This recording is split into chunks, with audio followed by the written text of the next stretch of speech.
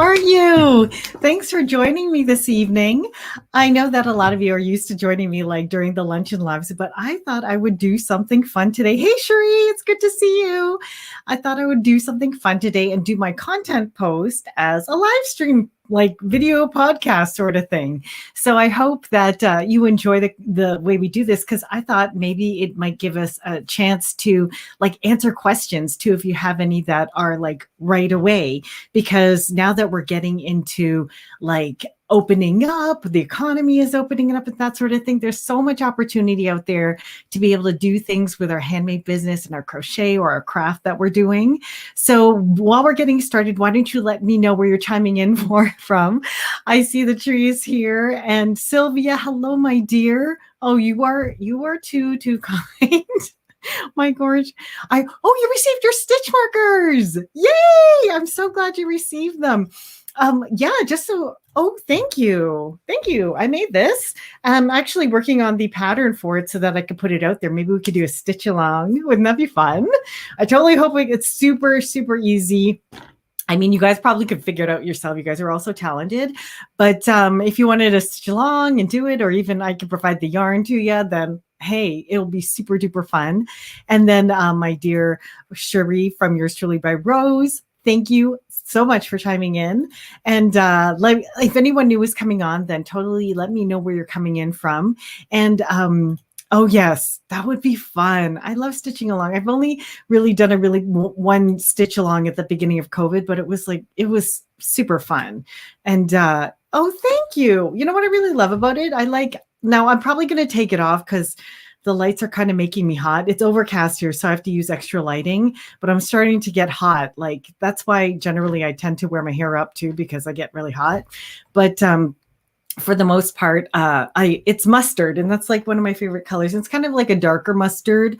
I tried to rebuy this yarn this year, but I ended up with more of like a brighter mustard. But either way, I think mustard's going to be like a hot color for this coming fall. So totally add that to your repertoire of things you're making if you're thinking about crocheting or knitting or making things for the new season in anything that you're doing. But guys, let me know how your week is going. I'm going to warm us up a little bit with some of what's been happening with me. So just to let you know right off the bat, this week for me was not all good, but not all bad. And I don't like to say things aren't good, only because, I don't like to bring things down, but generally you can find good things that come out of stuff. It just sometimes might take a while, right?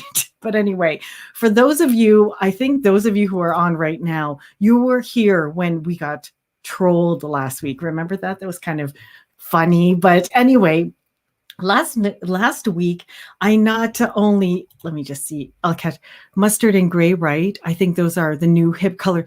Oh yeah. Yeah. I always make things in mustard and gray, but yeah, hip colors. I think maybe orange might even be quite in, but I got to double look at my palette for this coming fall season. I'm still kind of tweaking it.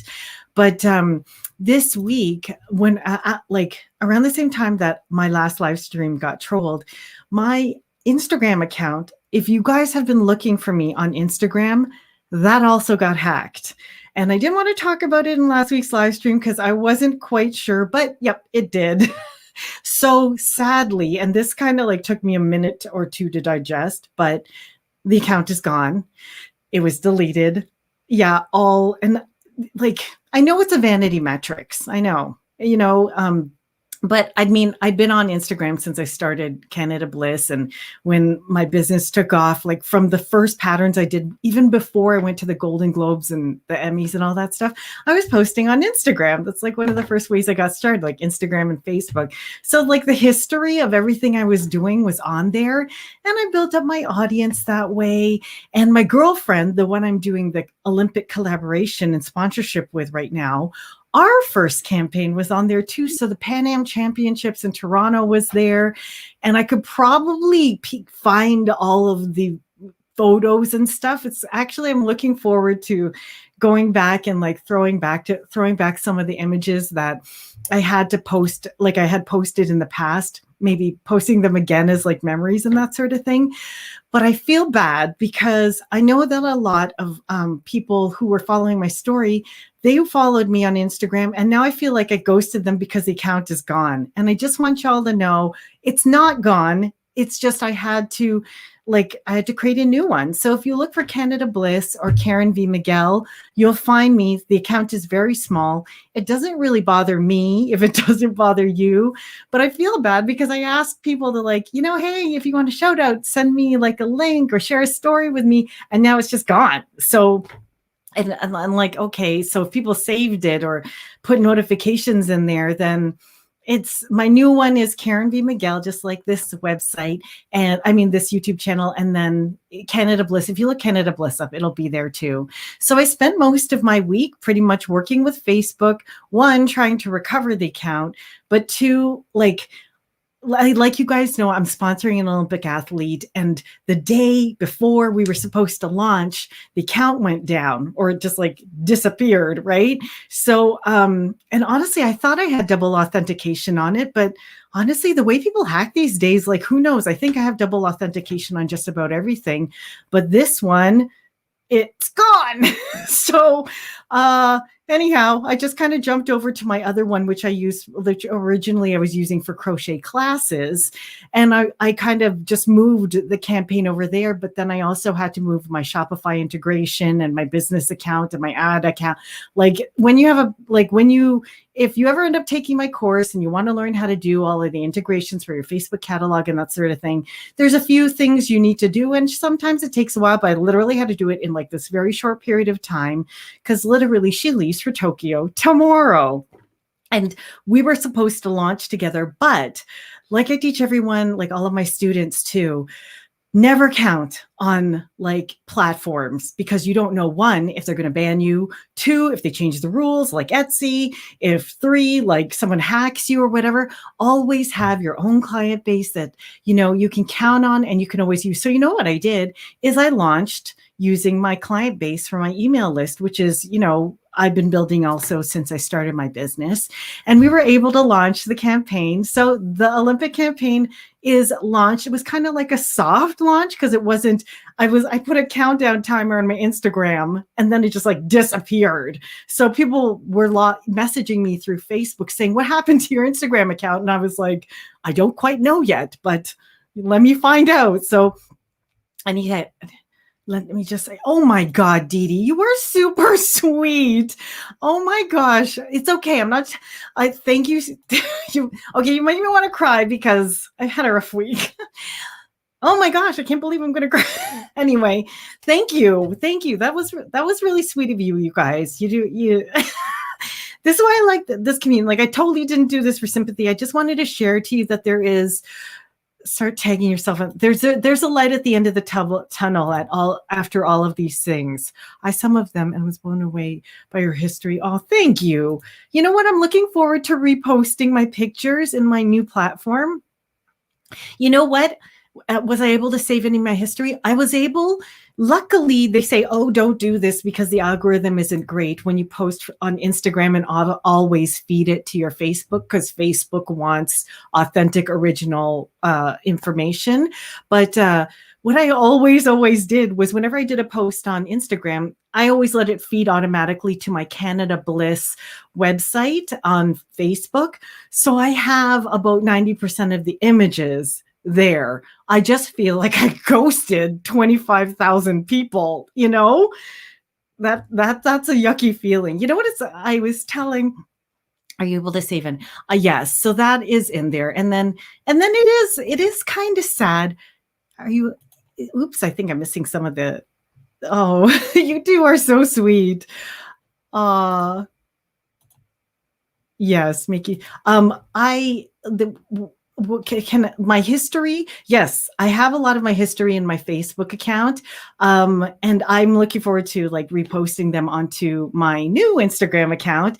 And also I got the Olympic campaign out. So, and there's always a light at the tunnel. So it's like, it's okay. Like, what can you do? You always have to start where you are. When I was talking to somebody about it today, I'm like, in a way, it feels like, I don't know if you've ever been furloughed or laid off. This is just my experience from like working in HR, but it's kind of like that. You put all your work into it, all your intellectual property is in kind of like this entity of hard work. And then it's gone and you can't do anything about it. So that's what I recommend, guys. Always, always make sure that you have your own mailing list and that you have your own platform for maintaining your own like captive audience. YouTube could go too. So, I mean, if you're not on like a mailing list for a giveaway or something like that, then I may never be able to see you again if this goes too. But for the most part, I try to make sure my things are secure. Thank you. People will see. Oh, thank you. I hope they search for me. So anyway, the way that the campaign ended up looking, here, I'll show you. I talked to Yvette today, and she is having her own little bit of a setback because there were the mix up for her COVID test to get to Tokyo was a little bit wonky. So she's kind of, when I caught her, she was literally in her car because they also messed up the measurements for her uniform. So she was driving and she's like, I'm so sorry about your account. But anyway, I got the event launched on my Facebook page. I mean, my website. And I got her last toque and her new toque there. Everything's in here. I finally got my business page integrated. I'm doing some research with regards to like IT and that sort of thing to make everything a little bit more secure. But who knows? Hackers they're so good at knowing how to do stuff that you don't know how to do, right? What can you do? So it's okay. I'm safe. Yes. And you do the same thing. Very good. Smart. Make sure that your Instagram account feeds to somewhere else too, so that you can recover some of that. But I'm okay because I'll be able to do I'm looking forward to being able to post again. Then I was talking to, I was interviewing somebody for for an assistant position to help me out this week. And she should be able to give me a hand too, kind of getting everything all up and up. So anyway, that was that. So that was just we deal with it. And then from there, I was like, okay, what am I going to do now? Sometimes, when you want to curl up in a ball and take a nap for a couple of days, that's how I felt, but I didn't. I was like, okay, I'm just going to do small things that feel like wins. And I was listening to something where they were talking about this thing called 1% wins. And it totally works because 1% wins here and there lead up to a lot of different things, right? Like even if you get like 60% done, all of your things, like 1% wins they build up quickly. So what I focused on was making sure that I got my campaign out and, I got vaccinated. What? See, I got a little bruise there, but I'm okay. And then, so that I'm almost immunized. Soon I could just go wherever I want, hopefully. And then, and I'm learning some new platforms this week too, like on like technical platforms that I need to know. And boy, I tell you, Facebook has changed like all of the different windows that you need to go into to get really let all set up. That takes a while too. Promoting and I wanted to have this. Let me catch up. Hello, Avis. How are you? Avis and I were on the phone this week. I was in a coaching session with her, and she is curating her line. We can't wait to share it with all of you to show you how far she's come. And be an overcomer or be an over corner or be overcome. Yes. I agree. You just got to keep going. Hope she's able. Yes, she'll be able to stay safe there. And then feel like small things accomplished are rewarding and they do give you endorphins. They do give you endorphins. So I think my first endorphin was like, okay, cool. Got vaccinated, got a little bit of a bruise, but it's like my battle scar. So that's okay.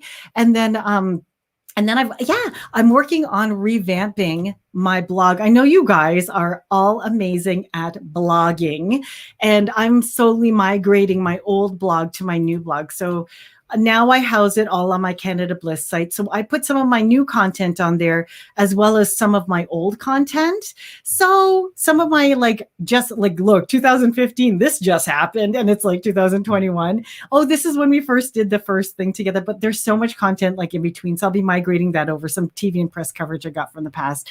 So anyway, that's there. And now I'm doing all the SEO keyword stuff in there. So see, this is about just keeping moving forward, little baby steps. You got to put all those tags in there and everything. And what else did I get done? And then and tomorrow I'm going to a wedding.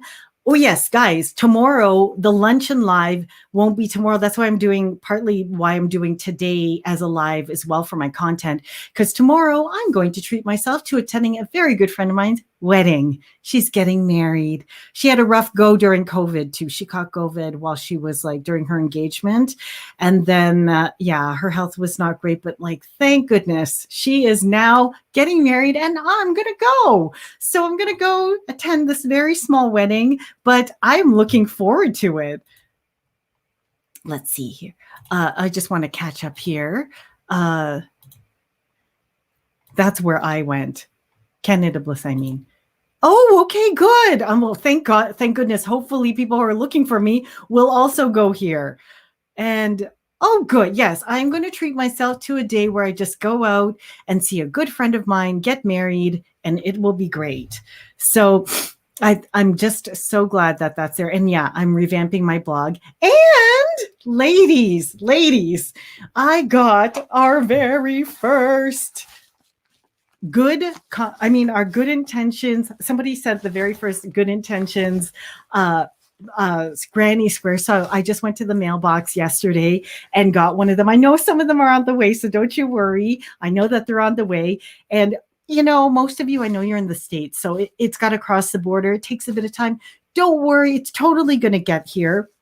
Now this one, I'm not sure if people want me to associate their names to their intentions. So I'll keep that private, but when I post it on the blog, I'll just be saying what the intentions are, but I won't exactly say who, in case they wanted to keep it personal, but I will be saying what our intentions are for this dream coat. Okay. And I'll do it as one dream coat, but I'm one blog, that a long one for all the squares, but let me share you some of the beautiful ones that were sent. Okay. So this one is a sweet kind of, what's it called? Eggplant color. It's perfect. It looks like it's already been pre-blocked. How sweet, right? And like I mentioned, it's all the way from New York. And this intention was for her. I'll write it all out when I do it on the blog, but this one was for her mom. Okay. So, and she was wishing her well because her mom undertook a new course, and she wishes her well as she's trying to start a new profession in this older age. So she's wishing her mom this good intention on her journey. And then she sent another one in the same package as well. This one is a little bit of a variegated granny square, and this one. This one had to do with dealing with overcoming anxiety and struggling with difficult times, and then being proud of being able to overcome it. So I think we all need to give ourselves a pat on the back for that, because it is hard to kind of pull yourself up sometimes, So I'm sending blessings to you for this, and then this one is really sweet too.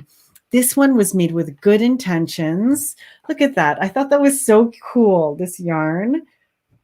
I haven't been yarn shopping it for these creative craft colors for a long time. And this one is, of course, for our military members. So she made this for our military and to honor them and wish them all the best. So I'm going to write everything she wrote when I start putting it on the vlog for the dream coat. But anyway, I just want to thank you so much for sending in that granny square, and I can't wait to see what else is in store so we can start, arranging them and curating and seeing how they do. Oh, the blue one, yes, anxiety is from her dear granddaughter. Oh, so sweet. Beautiful eggplant color, and need to remember to do this. Oh, no rush. We all have time to do this. Yes, my friend. She's marrying, she's a teacher, my friend who's getting married, and she's getting married to a police officer. So I can't wait to see her. Anyway, thank you so much for sending the granny squares. If you've forgotten, don't worry. We've got plenty of time. We can always piece it together. It's our little project. And just so you know, everyone else, for the last couple of weeks, all the giveaway prizes have been sent. So don't you worry. They're all already out there and in the mail. If you've emailed me wondering if it went out, it did go out. But what I do is I take pictures of all of the packages I sent to, just in case, even though some of them, like the bigger ones, I put tracking numbers on, but the ones I can just fit into an envelope, I will send by like stamp post. So that's the thing that we're talking about. And today, the thing I did want to cover with all of you is now, okay, I have to take this off because I'm a bit hot now. Whew. Okay, I told you I'd get hot. And you know, when I get hot, my nose will start to run. So it hasn't exactly started yet. But we're talking about promoting, okay? So the weather's opening up, the weather's opening up. There's most people are like able to get out and about. People are getting vaccinated too. So there's going to be opportunities in the real near future to be able to get out there, promote your products and services and your shops and all of that sort of thing. So what I wanted to do today is maybe go through one of the most common things that's kind of fallen to the wayside, and that's craft shows. So let's look. Oh, you made one in red? Oh, I can't wait to see it. I can't wait to see your granny square. I wanted to talk today about craft shows. So if you've ever wanted to try a craft show or been interested in what to do with craft shows, or you've found it intimidating because you're not quite sure about some of these things, let me share with you some tips about what I know about craft shows, the big ones and the small ones, to get yourself on the right foot so you're not stuck in analysis paralysis and you're not wondering if it's the right thing for you to do. Because truly, unless you get out there and you try it, you won't know if you should do it or not. Oh my gosh, hello, my friend. I haven't seen you for a little while. Thank you for coming by, Miss Handmade. It's good to see you. I'm glad you were able to come in. Sometimes it's nice to do a live at different times of the day because you never know who's going to be able to come and drop in. So we're covering, I just went through like what a interesting week I've had so far, but we're all good. And now we're going into like craft shows and thinking about promoting them and doing them. Okay. So let's just get started. One thing I have to say is I read in a comment recently that some people were like, oh, do you need to adapt to when you do different craft shows? And the short answer to that question is, oh, my heart's to you too, my sweetie. And the short answer is that yes, you absolutely have to adapt to all the different things that you decide, all the different places where you decide to sell on your platform. If one of your platforms of streams of income is craft shows, if one of your streams of income is Etsy, if another stream is your own website, if another one is Amazon or a different city craft show, you definitely need to adapt your product for it. The best idea to do is try and keep it in like the sort of same family, or at least of like type of category of products like accessories or baby items. But you also want to be smart enough that you're not sourcing all kinds of different materials, every different place to sell everything everything under the sun. Okay. Like I tell people when they're trying to like target who they would like to really focus on, I don't want to call it niche because I think everyone gets scared when we say niching, but when you start to really target what the type of person or speak to a specific type of group, then you get paralyzed because you over niche if you haven't tried selling to that group yet. And even if you have tried selling to that group, it does require adapting, and it does require modifying if you decide to go to a different area or try different types of show. But here are some tried and true tips. Okay. First of all, have like, I'm going to start big. Okay. Let's go. Like if you've already done craft shows and you're like, no, I'm thinking big, I want to do juried shows. If you're not sure what juried shows are, they're shows you have to apply to where you actually have to fill out a application form. And I'm going to give you some tips on this. if you're thinking about doing juried shows, these are the types of things that they're going to ask you for to make, and in order to make your application really strong, here are the things I recommend. One, make sure that you have a picture of the best booth layout that you'd ever already done. If you haven't done a booth layout yet, like where you set up the table, your tablecloths are set up and everything's merchandised and all that stuff, then do it in your backyard or do it in a friend's backyard, or do it like in an open space where you just set the tables and your tent up kind of fakely, and then photograph it, because they want to know what your display looks like. The reason I tell you this is important is because I one time did this where sometimes some shows will let you just do a rendering where you can show a picture of what it might look like when you get there. And they're okay with that, but they want to know that you really do have the supplies to make it look as good as it is, so they get a good draw of customers that come in. So try and set it up ahead of time if you can, and use the materials that you can, and try not to clutter your items. If you can somehow merchandise things so there's a lot of space, like there's a little bit of like space in between, like maybe a few centimeters of at least like white tablecloth in between so people can see what they are, and don't put all your merchandise on the table at once. Put a couple or one of each style, maybe layer them or put them easily visible, but don't, and then replenish as people buy them. Okay, that's for your show. But when you're taking pictures of it, make it look like the most organized, like pretty looking, neat and elegant booth that you can. Even put the lighting into it if you can, like your twinkling lights if you've got it, your signage. They will look at it. Lesson learned. I one time did a rendering. I got rejected for the show. Sent it again. Rejected.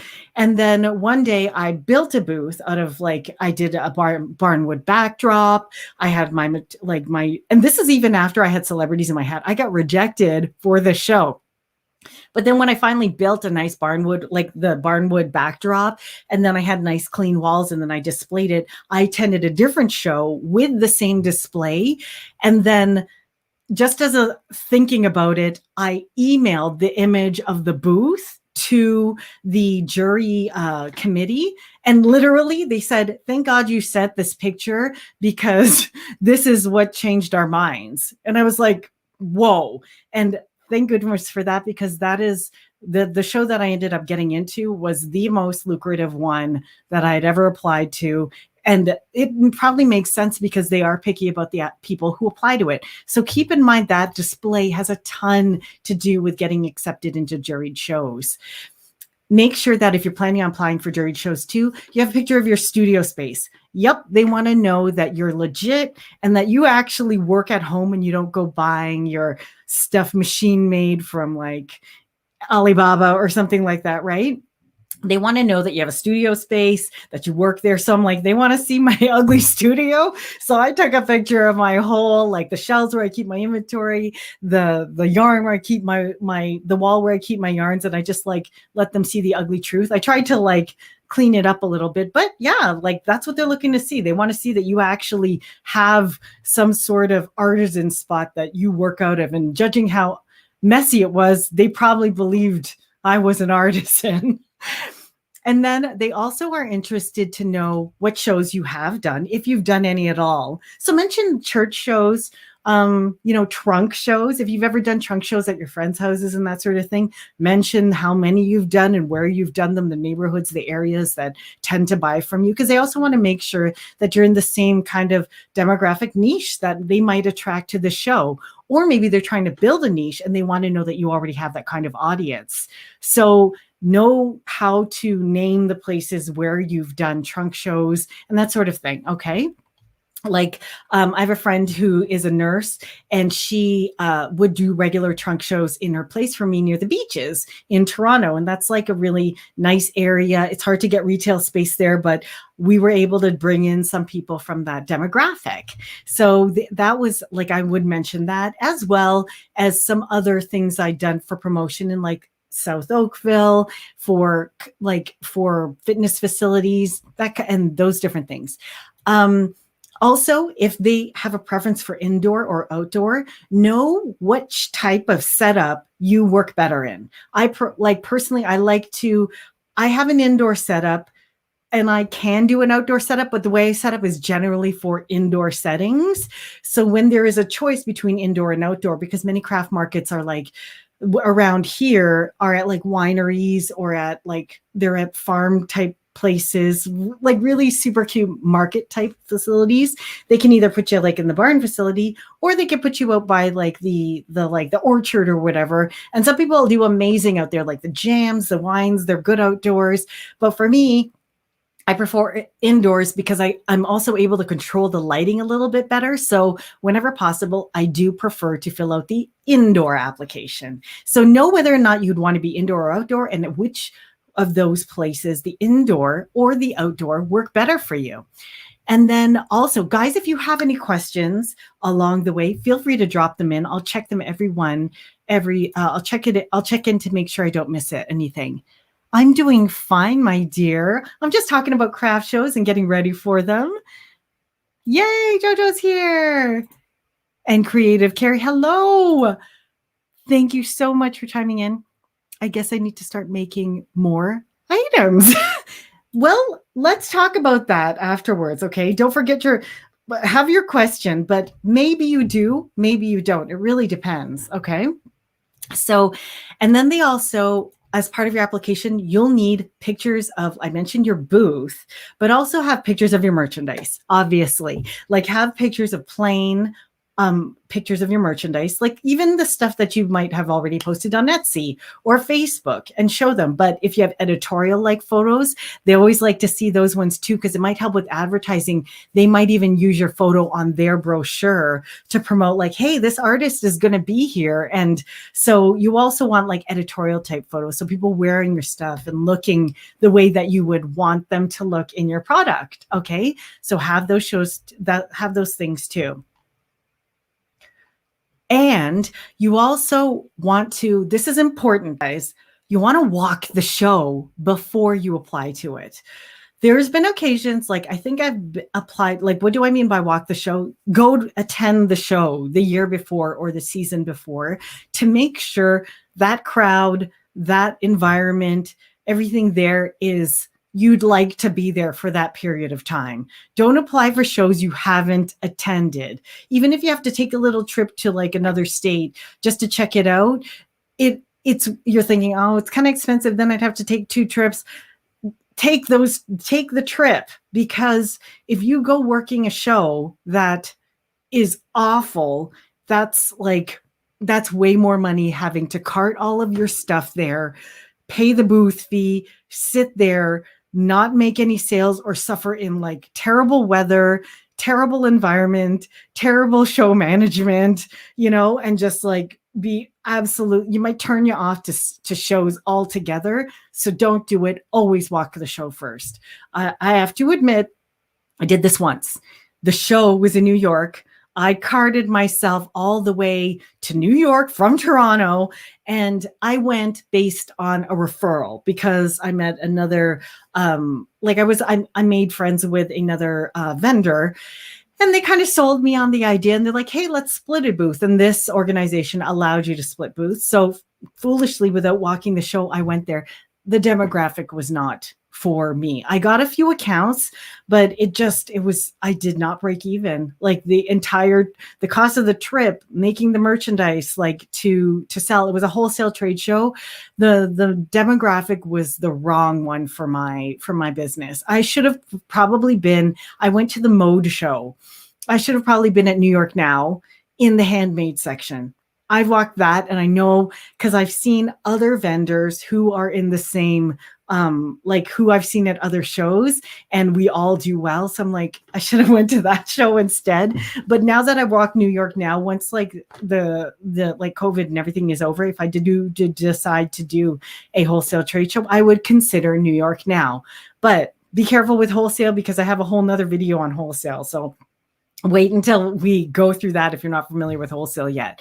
But oh yes. And then once you know, once you know what is the best one for you, if you know you're going to attend a show, you've paid, you're registered and all that stuff, mark it ahead of time.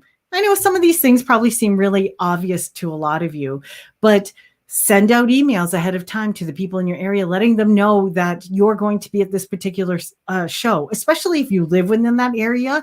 It'll be able to help draw in like people, like stores, boutiques, buyers and customers to your shows, so that you can make more sales at the show. And they're already ready to buy, knowing that you're going to be there, and then push that you're going to be there.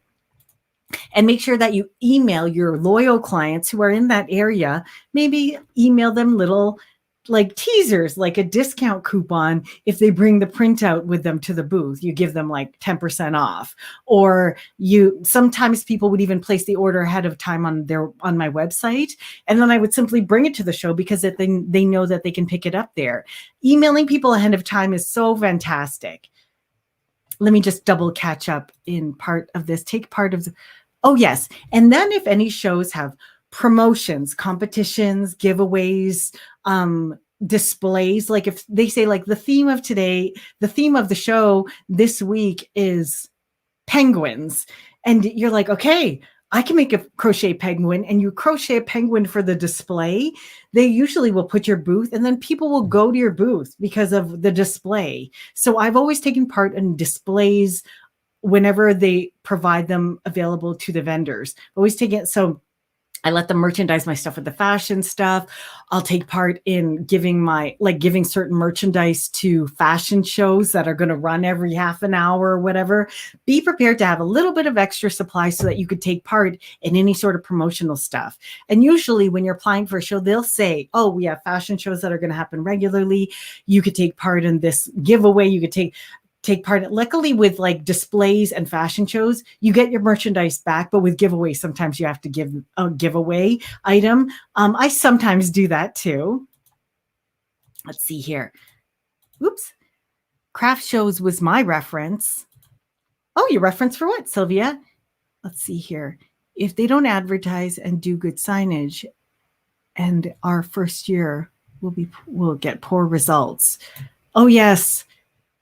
You won't get great results. Like if you're expecting the show to do all the work, you definitely are missing out on a lot of opportunities to sell your items.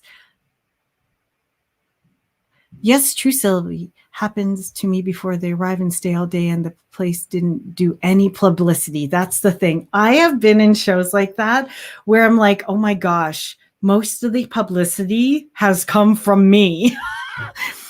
And then I get a little annoyed. I'm like, oh my gosh, I'm practically their personal, like the show's personal marketing. But then I think of it like this. I know I do this for trade shows where I'm selling wholesale.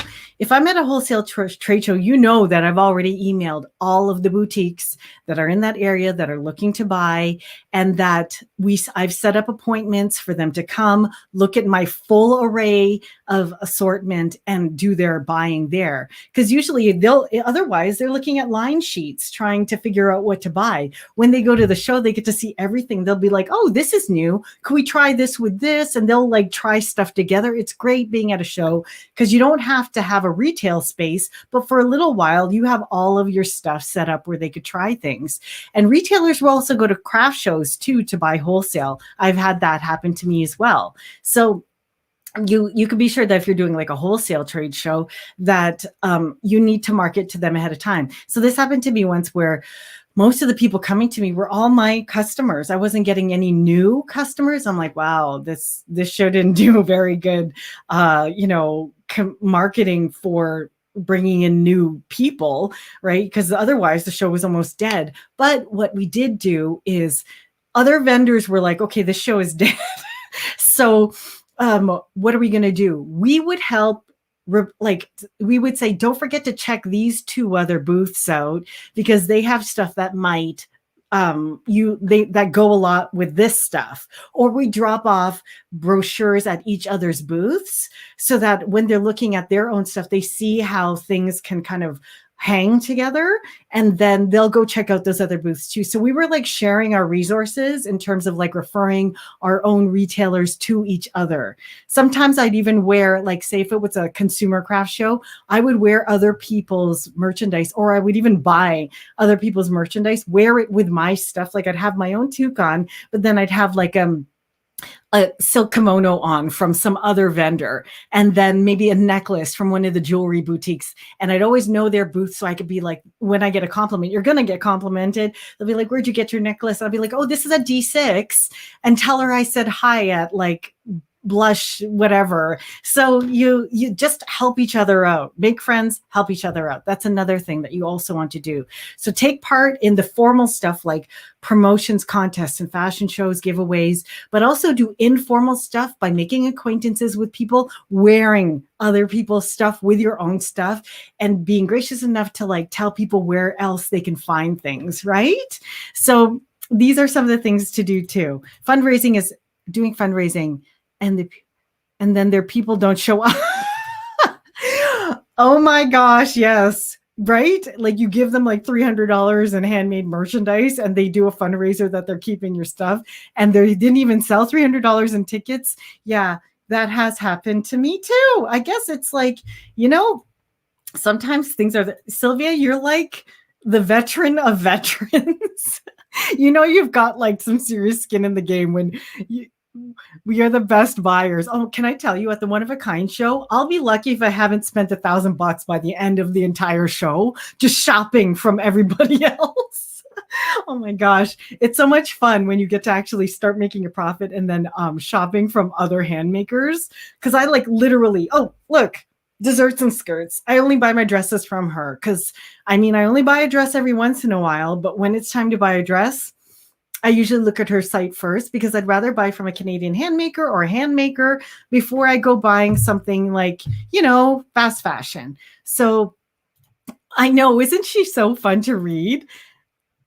Oh, Rel, look, Rel's here. Hello, my dear. It's so neat. It's so nice when we get to like do a live at different times and then see different people popping up. Hey, Sandra, good to see you. Thanks for popping by. So we're just covering some promotional tactics for craft shows. So if you missed the beginning part, don't forget to watch the replay. And if you have any questions, please chime in. But we got like some serious experts out here too. Sylvia and even Rel. Oh my gosh, she's been at a bajillion craft shows too. She can give you some amazing, amazing advice, but I'm just giving you some advice that I have if you're looking to apply for big juried shows, okay? So that was the juried part of craft shows. Now there are other kinds of craft shows, and this won't go too long, but I just feel like I want to share this all with you. So for other kinds of in-person craft shows and trade shows, make sure that you put your social on how put your social media on the shelves so that when they're even there, they have their phone up, maybe they can follow you right away. Or you can have contests too where they follow your social. That way they would get your feed, okay? And then if you entice shoppers to follow along on your Instagram. If they follow along on your Instagram or even sign up for your mailing list, you can say, this is what I've done in the past. I'd be like, it's tax in if you decide to sign up for our mailing list, and I'll absorb the cost of the tax on their product or I'll make it like a flat amount and I'll pay the tax if they decide to sign up for my mailing list. And it's usually not too much more than what I would discount it if I were having a sale, or it's actually quite a bit less. So for them, it's a deal because everybody likes to get even 5, 10, 15% off, right? But truly, that's how I got my first, say, 200-300 people on my mailing list. Just from craft shows. Just like, if you want tax in, just go ahead and sign up for my mailing list.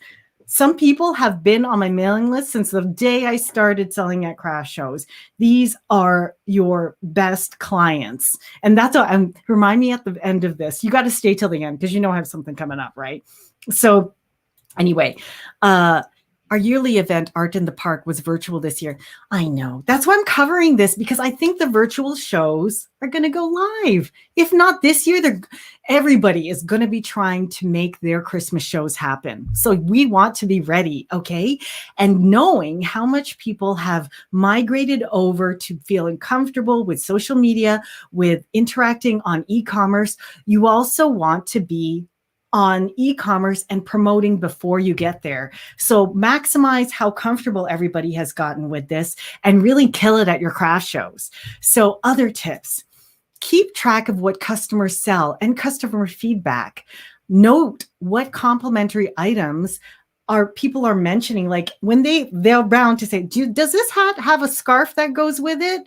Okay, you need to have a scarf. Or do you ever think of doing a shawl with this? They're open to that. Think how often they mention that, then you know what to put on your next year's make list. Okay. And you confirm what you need to make more of.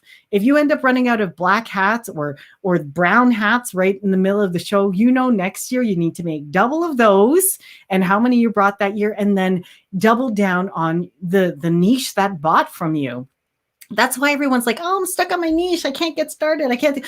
Just start, because the best test marketing is selling and just getting people's feedback, especially if you're in person, because then you get to ask them about it. Like if they're like, oh, I don't like these handmade hats because they're itchy. It's like, nope, these bamboo hats don't itch, and then you could see if like that pitch really works for people. And it does, because a lot, how much like something you say can and will work. Let me see what's happening here in the comments. My husband and in his YouTube told me your friend Karen doing. That's hilarious. I'm glad your husband will make sure you don't miss my lives, Jojo. That's hilarious. That's so sweet. Okay, let's keep going, because I don't want you guys to miss any of this. Okay. Have you guys run out of stock in the middle of a show? That's why you need to have order forms at the show. People told me this ahead of time. Some of you might be savvy enough to already do these kind of things, but have an order form at the show, because you might run out, or there are things that you can make slight modifications to that you have to ship to somebody later on. And then at least you don't have to sell the item that you have. And if you do end up having to take orders, try not to sell your very last item of that thing. It's kind of obvious, but you need one to display. So you have to make sure that you keep one, at least a display, and you can write orders on it. Also bring measuring tapes, like a soft measuring tape, because if someone comes along, luckily as hand makers, we can modify things. Someone comes along with massively like large head, small head, needs something to fit a little bit bigger, or they're about to have like a treatment, so their hair is going to be gone, so you want to make it snugger. You want to be able to be that person who makes that special hat for them and can ship it to them later. So make sure that you bring a measuring tape and take order forms. Pull one out for them to show that they know. Take the payment there, okay? And if they're like, no, I'll just pay for it when it's shipped. No. Take the payment there and give them your show pricing. That way they'll pay for it ahead of time. And at least you have the funds to be able to ship the item, okay? None of this I'll pay later stuff. You want to have that. And then you need your, let's see here, have makers on standby. Oh yeah. If you have people who are helping you. Oh, thank you, Jojo. I'm glad that you found the measuring tape idea a good idea. Take the pay. Yeah, please. But please take the payment ahead of time. Let's see here. Oh, wait. Whoops. Good question, Rel. Do you charge a flat shipping there? When I take orders at a show, one of the perks I do is give them free shipping, because it's my fault that it's not stocked. But if I'm taking a custom order, if it's a custom order and the person just wants it in some it's like, most of the time I will waive shipping if it's at a show. I'll just give them the show pricing and then I'll absorb the cost of it, because it's either because I don't have enough inventory. But if it is a custom order I'm going to take because they're just really, really picky, then I might charge them. I might charge them on it. Like there was one time when I sold a shawl and this woman wanted me to put this applique that I had on these other things on the shawl, and she wanted 2 of them. And then she wanted to have like tassels or whatever. And I was just like, okay, like that is a custom order. I'm charging shipping for that one. Okay. So, but rarely if I'm at a show will I charge the shipping, because I kind of make it a perk that if I have to take an order for it, then it's kind of me who didn't have it. So I will let them, but rarely I do custom orders. Usually it'll be I'm shipping you something that I already generally make. It's just I don't have it in stock. And that's when I will waive the shipping. So having said that, if you have people that help you, like I do have some crocheters that live very close to me, and that when I have a show, like I don't have everyone working all year nonstop. I have like a larger number of crocheters working sometimes, but then a couple or even just one person helping me when I'm really, really busy. Okay. And then there's got to be a point when you kind of stop where you're like, okay, you know, the season's over. I'm just going to sell what I have. Right. But when I know I'm in a super busy show, I have one or two crocheters on call. And if I'm at a show and I'm like, okay, we are sold out of like charcoal hats, I think ahead of time. I try and anticipate what I may or may not need. And in each of their homes, they already have bags of yarn ready to make the style that they generally make or that I assign to them. So I have people ready to make. When things get, you know, really wonky. So, and got like tried and true. If I'm at like if I'm at one of my shows, like the One of a Kind show, I will always usually by Sunday and like the Tuesday when I have to restock, I'll be driving to their houses like at midnight or the next morning, gathering and dropping off things that like on the fly I have to make. But I try not to stress myself out too much that way. But if I'm completely sold of a hot color, like there was one year where teal was like, I sold like 30 teal hats. I don't know what it was with teal that year, but everybody wanted a teal hat. So I'm like, I was gone. Teal was gone in every style. So we're just selling teal hats hand over fist. And I had my makers making teal hats. So anyway, yeah, they were making teal hats. And baby blue was like super hot one year. And it was just like no baby blue hats. I actually had to go pick up another kilo of baby blue yarn and bring it over to my crocheter to like make while I was at the show and then pick it up that night so I could label them and bring it back to the show. And I'd be in the booth like putting pom-poms on them. That's like eating nails. Okay. Like, you're having a good show when you're still crocheting and putting labels on in the booth. So I know handmade designs. This is a ton of information, but why not make this year the best one it can be with everything open up? I'll just do a few more. The last ones are focus on relationship building. Like if people are just, looking at stuff and they're like, oh, I could knit that. It's like, oh, are you a knitter? Like build relationships because you never know if they might have a friend that they meet up and they're like, oh, I want to buy a knit hat. They're like, oh, you should check that booth out because they have nice ones. If I were to buy it from anyone, I would buy from there because other handmakers will be your best advocate. And sometimes other handmakers don't want to make for other people. So they'll refer people to you. So just be open to building relationships. Don't be too suspect, except when you see people like just taking pictures of your product. Sometimes I'm like, hey, what are you doing? There was this one couple, they were just like putting on every hat and taking pictures of just the hat, not even looking like they were. I was just like, okay, this is a little suspect. But anyway, keep an eye out for those types of things. I try not to be a suspicious person. But anyway, you know me. I just got hacked, so I can't help but wonder about some things lately. So just be focus on relationship building. Also, what was I? And just talk now. Here's a thing that people debate. And I'd love to hear in the comments what you think. Currently busy with writing patterns. People buy because they like you. Oh, yes. You know what? That is true. As they earn trust, there are some people who've seen me time and time again. They always say hi, but they don't buy. And then on the one year, they're like, oh, I came by because I have a gift to buy. So I thought I'd get it from you. You're like, oh, okay, cool. Or they'll admit oh, I didn't buy you because I'm pretty good with faces. I'll usually say, oh, I saw you last year. Are you with your son or whoever?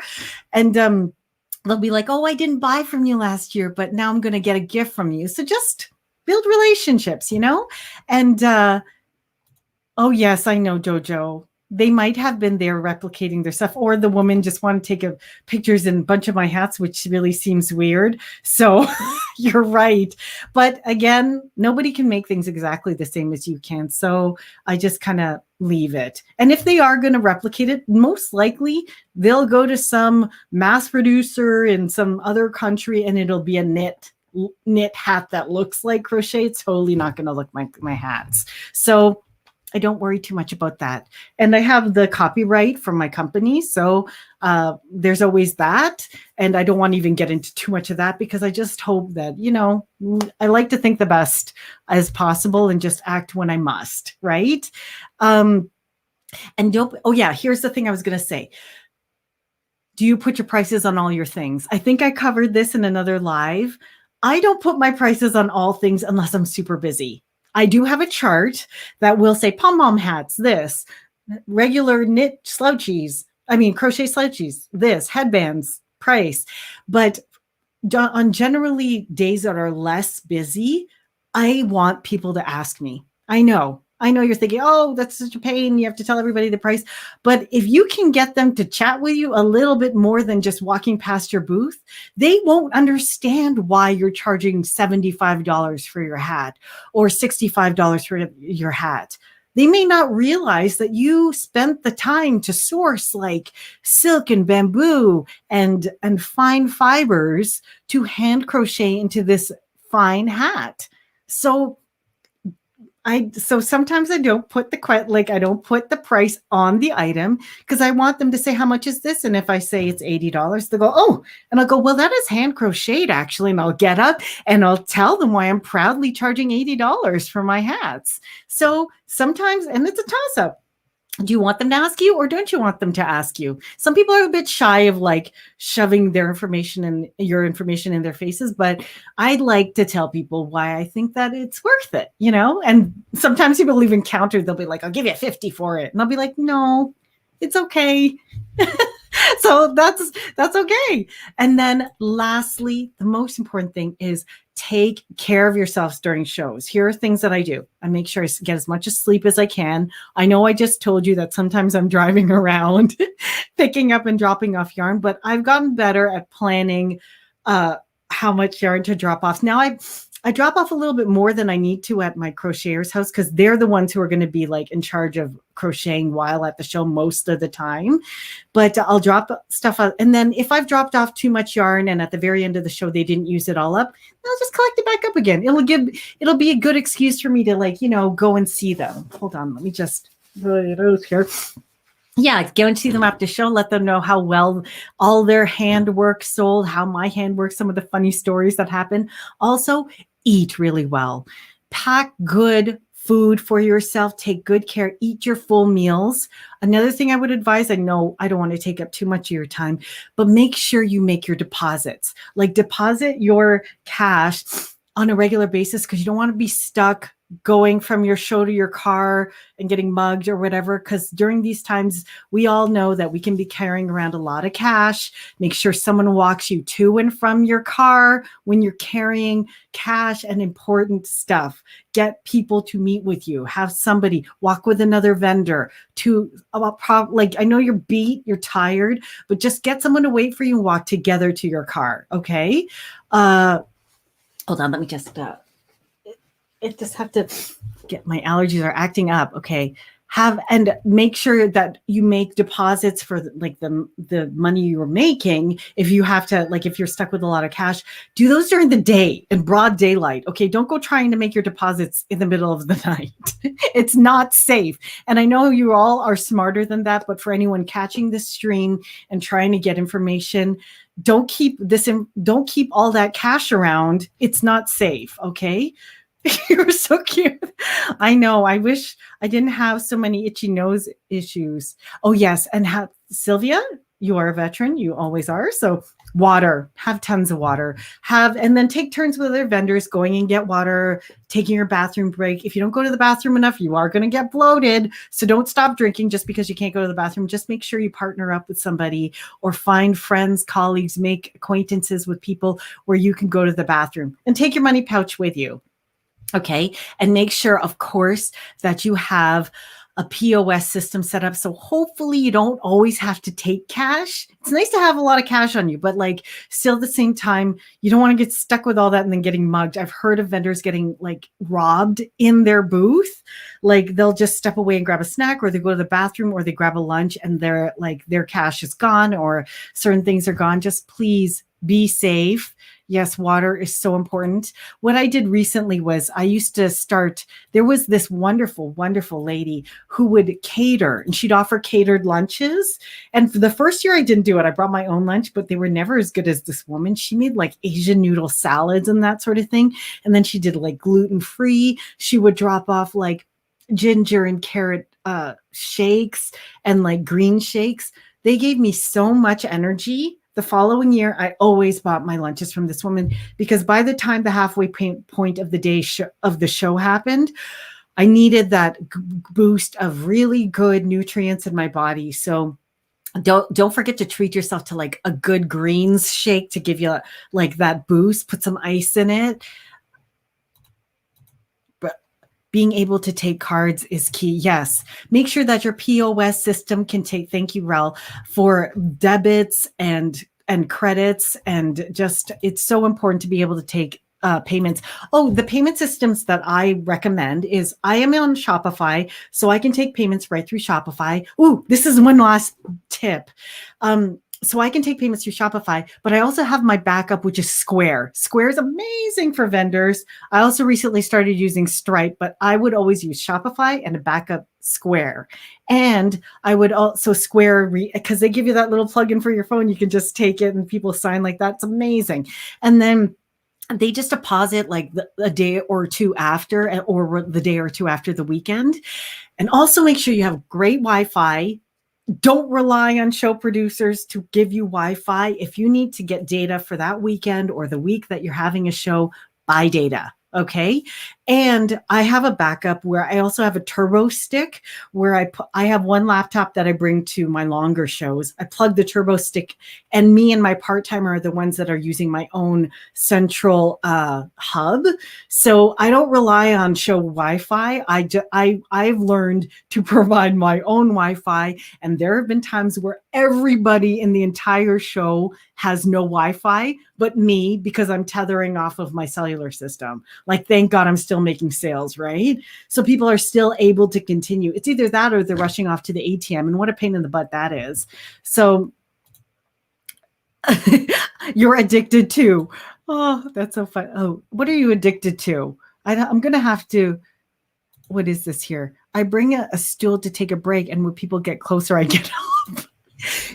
You know what, Jojo? Here's a tip that I hadn't thought of sharing. I bought a stool from IKEA that is like laptop, like standing height. So it's actually this high, and I sit on a standing, like a higher stool. So it looks like I'm at standing height. And then when somebody comes in, they barely notice that I've gotten up, because literally it's just, I slide off the chair and I'm the same height. So that's another trick. Buy a higher stool to chair, so it looks like you're always standing. You know, the only time I sit on a low stool is if it's dead and slow and I'm eating underneath my desk, like underneath the cash desk, but I'm still peering through like the cash desk to make sure that nobody's like, you know, taking anything or whatever. But that's the only time I usually sit on a lower level stool. But for the most part, if you get a higher level stool, then it always looks like you're kind of standing. Jojo, I'm 5'2.5". We have the same problem. We're vertically challenged. So anyway, I really hope these things help. Now, this is what I wanted to share with you. And I know my lives are usually only a bit of, am I screen sharing? Whoops. I know, oops. Whoops. Okay. Sorry about that. I know that my virtuals are only about an hour, but we're at a very good time of the day. So I'm going to say this. Now, I told you that my first my first like few hundred mailing list people were people that I got from craft shows. So please, if you haven't thought of gathering email lists at craft shows and offering a little bit of an incentive like no tax or whatever, then consider starting your email list there. Because you can also, like, if you decided that if you want tips on like building lookalike audiences and Facebooks and that sort of thing, I can help you as well. I do have a course, but that you can look that up if it's something that you want to do. But I want to recommend this book. Okay. This book is called, and this is how I literally survived being hacked last week, because if I wasn't building my email list, then I wouldn't have the true people that always stick with me. So if you missed the beginning part of this live, my Instagram account got murdered, like brutally hacked and deleted. So I don't have an Instagram account. So luckily, I was still able to launch my last product launch last week for my Olympic campaign with Yvette Young, who is leaving for Tokyo tomorrow. Yay! With my email list. And thank goodness, because these are the people who always like to hear from me, which is, yes, staff, it was hacked. I know. It's quite terrible. But anyway, there's always light that comes from everything, and there's always good that can come from every situation. So one thing I wanted to share with you is the reason I emphasize building your own captive audience list is because the people who want to stay in touch with you are your true audience. They're your true fans. They're your true supporters. Just like whenever I send an email where I might have a new product, there are a certain number of customers I have. They're retired. They have no kids, but they'll still buy what I have, like just because it's new, which I think is lovely. Like there's one lady, she bought scrunchies, even though I know she's like 62-year-old, but she's like, she'll buy it just because I made it. And I think that's super sweet of her. But there are people out there who want to support you, and you're going to build your tribe. So one of the important things is read this book. It's called 1,000 True Fans.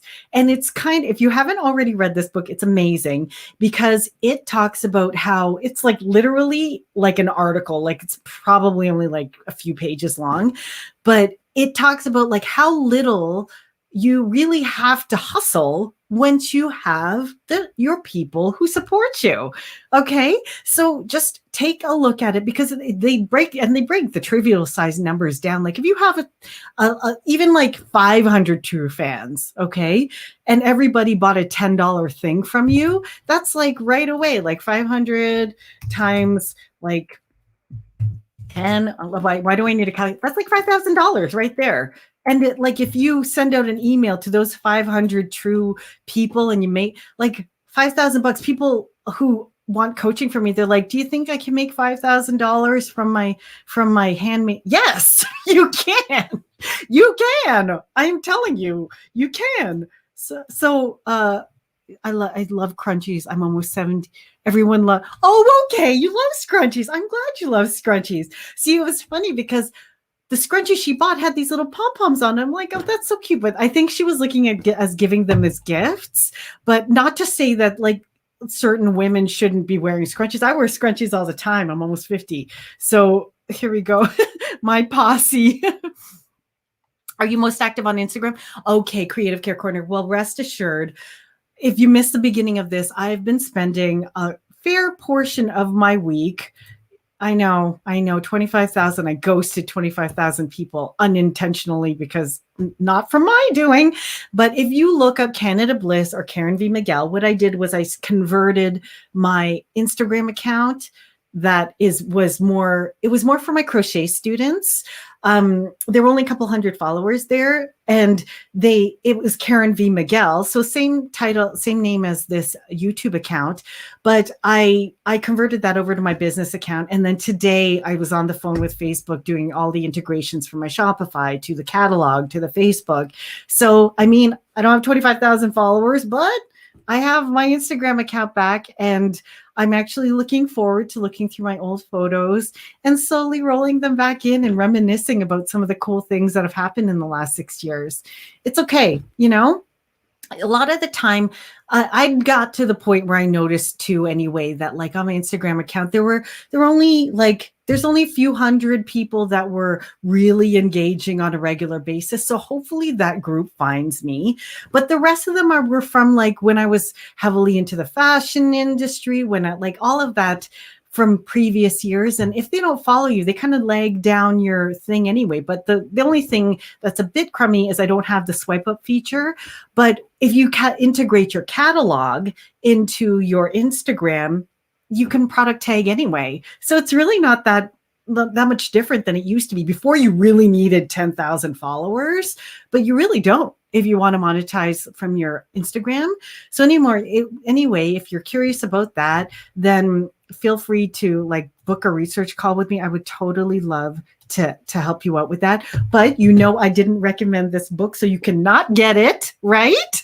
So this book on Amazon.com, the American site, is only like $2 or $3. So I'm going to give away 2 Amazon gift cards for $5. And then I want you to hopefully get this 1,000 true fans, or apply it to your Amazon account if you've got like a bajillion orders of yarn in there that you still want to order. Okay, so let's do this, because you know what, it brings me so much joy just to give stuff away. Okay, this will make up for like the crummy parts of the week that I had. Okay, are you ready? The word for the first gift card is, let's do hashtag 1,000. So 1000. So hashtag 1,000. So because we're talking about getting your first 1,000 true fans and making that your your best business. Like focus on that. And while you guys are putting in the comments hashtag 1,000, so the number 1,000, then I'll just remind you, don't forget that like in any kind of business, it's harder to hustle for new clients than it is to nurture the ones that you already have. It really is. So if you just keep building the relationships, then you tend to attract more of the same type of people. And then you end up with this wonderful community of like-minded people who love what you have. And then when sometimes you have the things that they like, then they buy it from you, So focus on those things. And that's why this week, when some of the wonky things are happening, I was like, okay, how do I not spiral into a deep, dark hole of sadness? And I thought to myself, what would I say to myself? I would say, do what you teach your students and show them that you can launch without Instagram. And you can. I mean, look what happened during COVID. I was able to sell like masks and launch a product line even without like having stores and that sort of thing, just using my social media and email. Well, now I don't have a huge Instagram account, but I totally still have my mailing list and my own captive audience that I can take from YouTube to Instagram to Facebook to who knows, TikTok. I don't really post that often on TikTok, but it is a fun platform, don't you think? So hello. Hi there, Karen. You're not. Oh, is Karen here? Is she on? I didn't see her. She might have come and go. Anyway, okay, I'm going to run this. Guys, I love my giveaways. They always make me excited and happy to do something special for you guys. So let's give the first one away. 1,000. Okay, let's collect some comments and draw. Who will get the book first? I don't know if you'll buy the book, but I hope you do, because it's totally worth it. You could make way more than $5 on Amazon if you follow the advice. It's completely worth it. Handmade Designs! Whoa! How is it? Like, isn't it funny that Handmade Designs, you came like kind of halfway through, caught the last week too. Rose, Cherie from yours truly, Rose, she kind of was able to make the end of it, and then she won one of the giveaways too. But don't worry, my friends, we have another one. Let's congratulate Handmade Designs. Well done, my friend. I'm so excited to give to one of our regulars as usual. Yay, you won! Oh, I love that. I love it. Okay. This is This gets better and better. Let's draw another one. Oops, hold on. I'm going to call the next one. Let's do something uplifting. Let's choose hashtag goodness. Hashtag goodness, because there's goodness in everything that we can find goodness in every situation, can't we? We can. The next one is, I'm going to give my next $5 Amazon gift card to the draw for whoever we draw who types the word goodness in the comments. So go ahead and type the word goodness in the comments below, because I'm going to give another one, because I just have to get this book in your hands. I don't even know the guy who wrote this, but it's such a good book. It's a quick read. You just download it from Kindle. Let's see here. You can just download it from Kindle on the Amazon side. Oh, I'm going to put the link in the description below so you guys can use the link, because I have to get better at like putting my little Amazon links in the description. But use Amazon link if you want to buy the actual book, because then, hey, it'll be cool to like actually get an Amazon reference. So goodness, very cool. Okay, we're getting some goodnesses in. Goodness. Oh, there you are. Hello, Karen. Thank you for making it. So I was just telling, today we really, really dove into craft shows, because I think craft shows are going to be blowing up once everybody can finally get out and doing social stuff. You know what I also think, and I think I mentioned this before, I think that people are going to be looking for social ways to interact more than ever. So there's a store out in my hometown where there's the owner. The owner is like a specialty barnwood sign maker, and her social classes, her classes for her barnwood signs are always packed every single day. She just sells paint and barnwood like nonstop. And she asked me to teach a crochet class. I absolutely want to teach there, because I think that once all of this like stuff uplifts and really everybody gets out, they're going to just want to do fun stuff around other people, like socially. And there's so few things that grown-ups can do together. We don't all want to go to a bar. You know what I mean? We want to go somewhere fun and do fun stuff, like make things, right? So that's why I think it's a wonderful opportunity. I'm not sure if Classy Crafty Wife is here, but I was wondering, do you have a section in your shop where people can like crochet along, or you have Friday night crochet clubs? That's another good book, Friday Night Crochet. Friday Night Knit Club. I think Julia Roberts ended up producing that movie. Anyway, let's get to the good stuff, okay? Giveaway tool. Goodness. My goodness. Okay, here we go. I was in home party business. Sylvia, I think you are a veteran of all sorts. We need to like capitalize on your knowledge. Oh, you every time you comment, you get me interested more and more. So let's pull goodness out. Okay. And we're going to collect and draw. I hope you get the book, because I want you guys to feel uplifted. Gone Crocheting with Leiza. I love your pooch. Look at this baby dog. Oh my God. Congratulations, Gone Crocheting with Leiza. That's wonderful. You won. Okay. As usual, I'm going to put my email here, Karen V Miguel @bell.net. Oh my gosh, host one time. That would be so much fun. And congratulations to our dear Leiza, as well as Handmade Designs. And guys, if you could look for me on my new Instagram, Karen V Miguel. If you look Canada Bliss up too, you can also find it'll say it's underneath Karen V Miguel. But follow me there, tag me in the beautiful things that you guys are making.